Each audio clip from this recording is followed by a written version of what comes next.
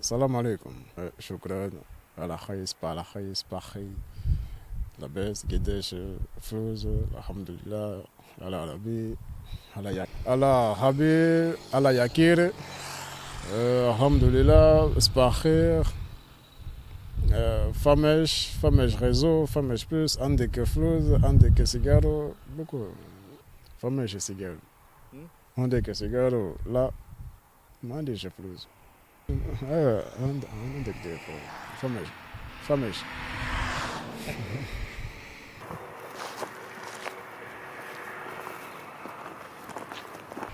du Cameroun. Ce chemin, on comprend tous en tant qu'Africains. On passe par, bon, chez nous les Camerounais, on avait pris Cameroun, Nigeria, Niger, Algérie et Tunis. C'est la route, l'autoroute. On est venu par voiture. La voiture, on a traversé beaucoup de pays avant d'arriver. C'est pas tous les jours la même chose. Il y a certains qui vont dans d'autres pays, certains n'ont pas le même chemin. Mais moi, c'était Nigeria, Niger et Algérie, Tunisie. À peu près, oui. Ouais, je travaille, sécurité. Parfois, j'essaie aussi de poursuivre mon chemin. C'est-à-dire partir en Italie. Non, actuellement, c'est pas bon pour le chemin. Ouais. Étant donné qu'on connaît tous les risques, alors de mourir, c'est le plus grand risque que tout le monde court. On voit certains font le naufrage, certains ils meurent dans la mer. Après, on nous remet à Dieu, c'est tout. On ne peut pas faire grand. Non, il n'y a pas de souci, c'est ce qu'on voit nous tous. Bon, la Tunisie, c'est un pays comme tout le reste des pays, mais un pays qui transite. Un pays d'accueil, mais parfois, c'est pas toujours ça. La Tunisie, normalement, c'est un pays d'accueil et de transition, mais on ne voit pas l'accueil. On voit juste l'accueil parmi les étrangers, les Européens, les Asiatiques. On a vu à Sfax avec les Asiatiques et les talibans.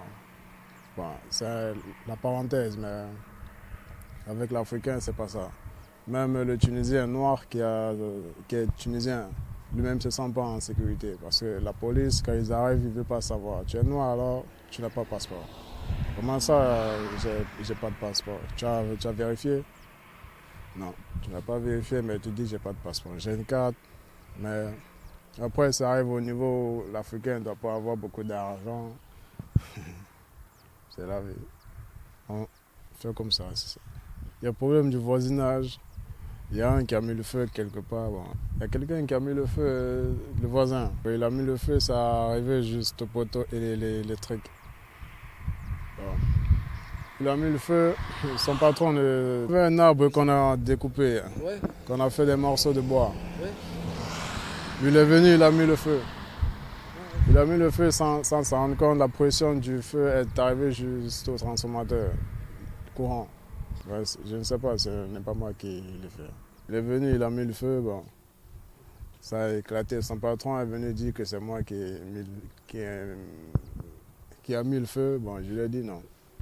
Il a dit, etc., il va appeler la police. Bon, voilà, un de ces problèmes.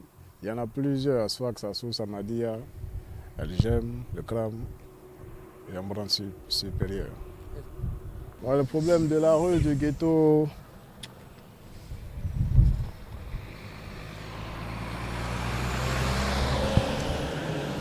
Voilà.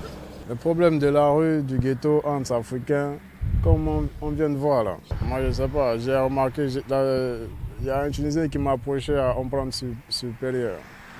Mais lui et moi, ça s'est passé normalement en discussion. On s'est expliqué pourquoi moi je suis là, pourquoi lui il est là. Il m'a trouvé dans son territoire, il m'a demandé ce que je faisais là. Je lui ai aussi demandé pourquoi lui il est là. On est rentré, on s'est entendu ça. On ne peut pas vraiment donner la différence, mais c'est selon la politique. Là, c'est question de politique, démocratie. S'il faut faire la différence entre les deux pays, c'est la politique, la démocratie, etc. Oui, au niveau social, c'est possible, mais il va falloir qu'on regarde la différence de peau. Bon, c'est pas bien, mieux vaut éviter ce mot.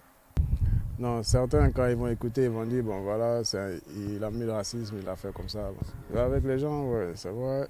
Beaux gens africains, beaux gens tunisiens. C'est la vie. Il y a du bien et du mal, on fait comme ça. Avant, j'en avais beaucoup. Il y a un du côté là, l'agriculture, après jardinage. Quand j'ai viré sécurité, maison, 1 an et demi.